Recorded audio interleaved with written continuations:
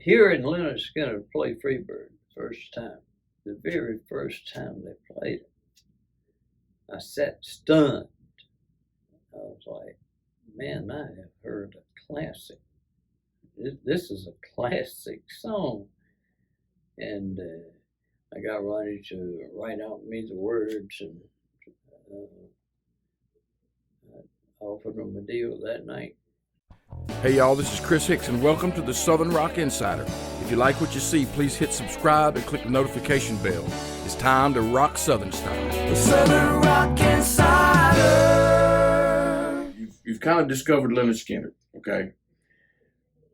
When was the first time they told you we want to name the band Lynyrd Skynyrd or Lynyrd Skynyrd? Or when's the first time you saw that name spelled and pronounced, and what did you think about that?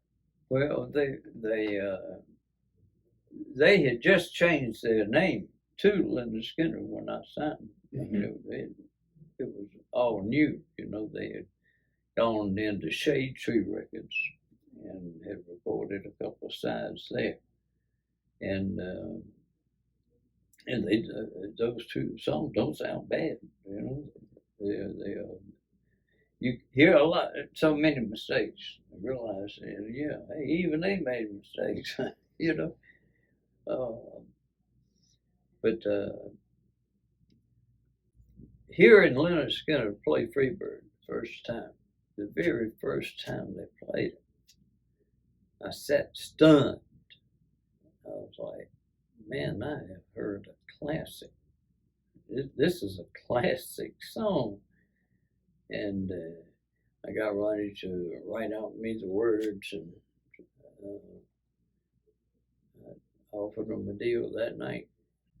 I said, you go ahead and sign the contracts tonight if you want to.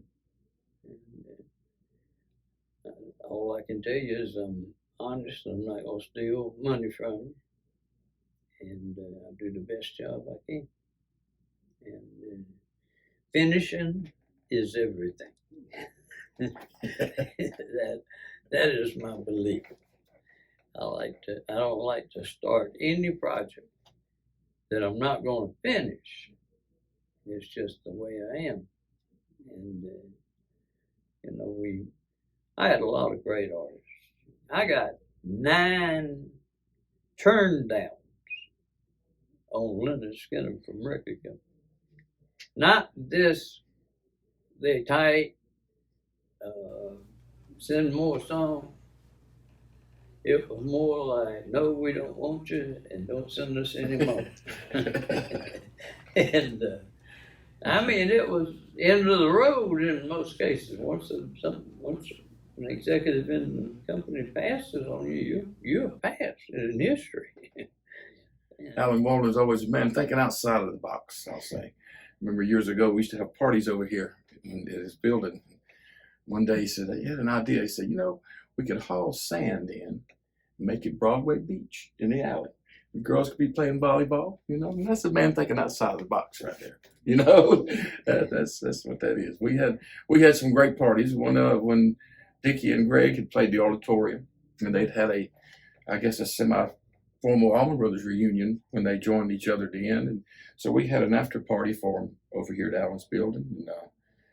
And they both came by, but Greg come in and sat in with us, and we partied with just everybody was invited. Didn't cost anything to get in. We had lots of beer on ice, and the stage built right there, and we just would go with it, and it was a lot of good times. It could be so much fun, and if you've got the right artist, it's fun. When we left R&B after Otis's death, R&B started declining the day Otis died, and so my brother and I decided to go towards rock and roll, and by then we were beginning to have some disagreements about which direction we wanted to take the company, and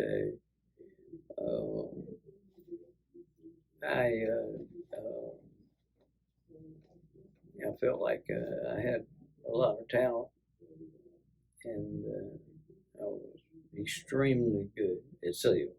I mean, I grew up selling all my life. You know, my brother was probably one of the best dedicated record men there were in the world, and he dreamed big. He always was dreaming bigger and bigger and bigger. He got too damn busy for me. I didn't want to work that damn hard. I said, I'm gonna get me one, maybe two bands, and just manage them, and that'll be enough money for me if I do a good job. And I went out there and I auditioned 187 bands. Okay. All right. Band number 13 just happened to be Lynyrd Skynyrd. And Freebird locked into my brain like immediately, you know. So I went to sign Lynyrd Skynyrd. Lynyrd Skynyrd staying out in the truck stop that ain't even got a TV in it. Okay, they're shooting basketball hoops for entertainment in the parking lot. And they had gone and bought them big jar of peanut butter and a lot of bread. And that's what they ate the whole week, you know, nothing but peanut butter sandwiches. So I stayed pretty straight from my bands, you know. Lynyrd Skynyrd did an audit on me for the 4 years that I was their manager. They did an audit on me. I was 39 cents off. Okay, I mailed Ronnie Van Zant a check for 39 cents. That's when he called me the money advisor. But they couldn't find anything at all. I mean, I was straight with them. And, you know, you make too damn much money, you know, as it is. So you really don't need to steal no damn money from them, you know. It becomes an ego thing or something, you know. But I just accounted to my artists very, very plain. And I'm proud of that. Record companies wouldn't pay you on white label copies and promotion copies. Oh, he had money everywhere. And Phil and I knew where to look. And it was all fun. After Dwayne got killed, it kind of sent Phil into the whole political arena there. And Phil's a very smart man. Very smart man. I call him the genius of the Walden band. And I'm not joking. My brother will talk music for days and be telling you good history. So I'd be still sitting there listening, you know. And I was going in for my first meeting with MCA Records with Lynyrd Skynyrd. I'm meeting with the president of the company, Mike Maitland. And I'm going in there with my blue jeans on and a pair of motorcycle boots, and not really motorcycle, but just tall leather boots, and my t-shirt, and my real nice briefcase, leather briefcase. Well, I've got a game plan in mind, but just as I'm putting the final touches on getting ready to go, phone rings and it's my brother. He says, "You got a pen?" And I said, "I will have that now." He said, "You want this, you want that, you want this, you want that, you want this, you want that." He laid out a ton of good stuff. I amazed Mike Maitland when I started talking. He had no idea I had any sort of knowledge of all the shit I did. And I had been out the night before with Bobby Womack's manager, Marshall Brevet, and he and I were trying to out-toot each other. And he had a bottle about your wine, the medical bottle. And when we got done that night, it's gone.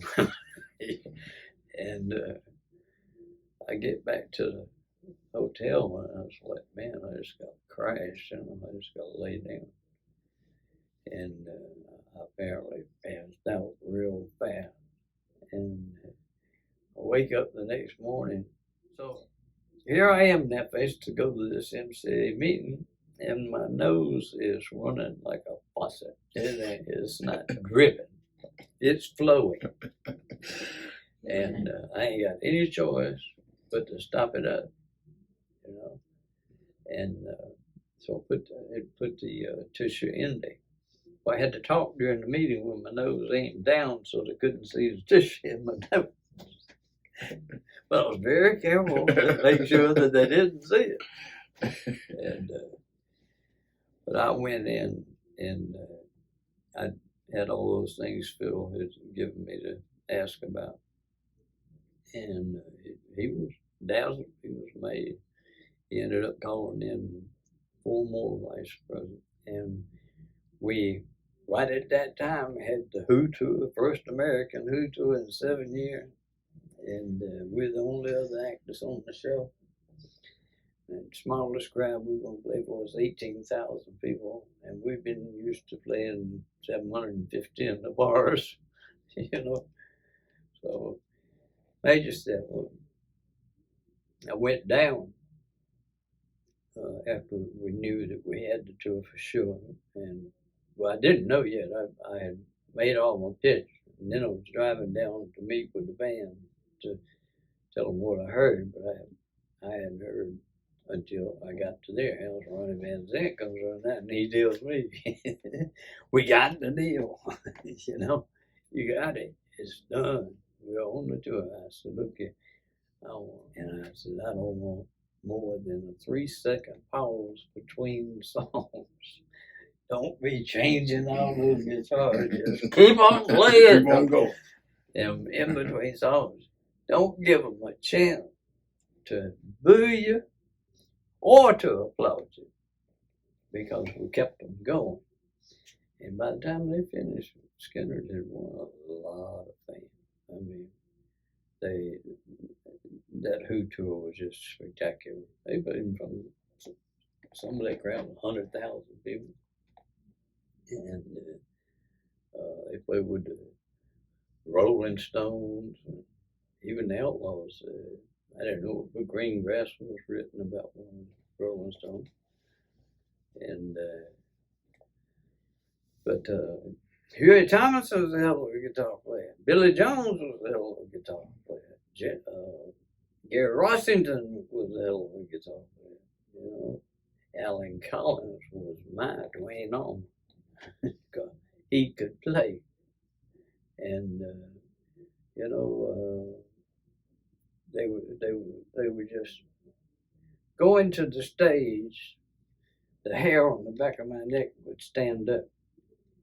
I felt like a gladiator going into the arena. It's kill time. Kick their asses bad. Take no prisoners. Shoot the wounded. And buddy, we went after them. And we were the showstopper. So let's talk about the Outlaws from Tampa, Florida. Huey Thomas and Billy Jones and the gang. Did I already ask him that? The first time you heard, where was the first time you heard the Outlaws? How'd you know they come up? The first thing that I heard about the Outlaws came from Ronnie Van Zant of Skynyrd. He said, we're up in Nashville playing this club called Mothers, and there's a band up here trying to kick our ass. And I said, yeah, what's the name? He said, the Outlaws. He said, and Alan, they got him a bird And I said, let me see. I got on the phone, chased down them. They had a manager already. Chased him down and made a deal with him and moved into Macon. We formed a partnership where we co-managed the Outlaws together. And we had four gold, and 1 platinum. So we didn't done too bad. They're still out there. It's the main thing. Henry Powell, who was fired from the band in their peak, and when the Outlaws was sitting on top of the world. I mean, they were headlining, and they just had to get rid of Henry. Henry was getting on Billy's nerves, and so they fired him. And I just said, I think it's wrong. I don't know. I'll do anything I can to help you, Henry. Well, Henry and I have remained friends all these years now. And he went and dug out some old songs that the bass player, Frank O'Keefe, who's dead, had written, and he recorded them, and I get the publishing off of them. And it was him looking after me. He's got more honor. He's just, he's everything he tells me he's good as salt. I mean, Henry's a big guy. I never feared anybody when I was standing next to Henry. I've seen him in action, And, Skynyrd, they were all fighters except for Ed King, I never saw Ed King get in a fight, but man, Skynyrd be fighting with each other if they wouldn't fight somebody else. They just love to fight. I mean, it was, you see, Ronnie was kind of a short guy, and I was taller than him, and I'm looking there and said, little guys really don't do that well on stage. Women want tall men, And I'm sitting there going, wow, there's something else. But then I saw Ronnie in a fist fight. I did get into it with him one time after that. And that was when I knew we were separating. And I grabbed his ass and slammed him up against the wall at the Hilton and said, I'm going to tell you something. I've been covering your back, and you're supposed to have been covering mine. And believe me, Ronnie Van Zant could have broke me into a million pieces. His fists came at you like a lawnmower blade. He was so fast. He was as fast as Ali. He would jump up to hit a guy. He'd jump up, come down on him, and surprise them. I mean, they just didn't know what to think of, But he beat up one guy so bad, had to get the band to help drag him. All of us had to drag him out and get him into my car. But things like that happen on the road, So did we talked about your book a while ago, but do you have a title for it, the tentative title for your book? It's going to be Southern Man. Southern Man. Okay. See, I'm proud of the South. I'm proud of being from the South. I'm a very proud Southerner. Make sure you look out for Alan's book, coming out around Christmas time, called Southern Man. His memories of the music business and recording artists and bands and lots of other things. Yeah. Well, this is Chris Hicks for the Southern Rock Insider. Thank you, Alan Walden, for coming and talking with us today. Rusty and Tim, I want to thank you guys. Thank you, fellas. And y'all hit the subscribe button. I appreciate it. Rock on. Thanks for watching this episode of Southern Rock Insider. Please hit subscribe and click the notification bell so you won't miss a single episode. If you have any questions or comments or suggestions for future episodes, please respond below, or you can email us at southernrockinsider@gmail.com. This is your Southern Rock Insider, Chris Hicks, and thanks again for watching. Southern Rock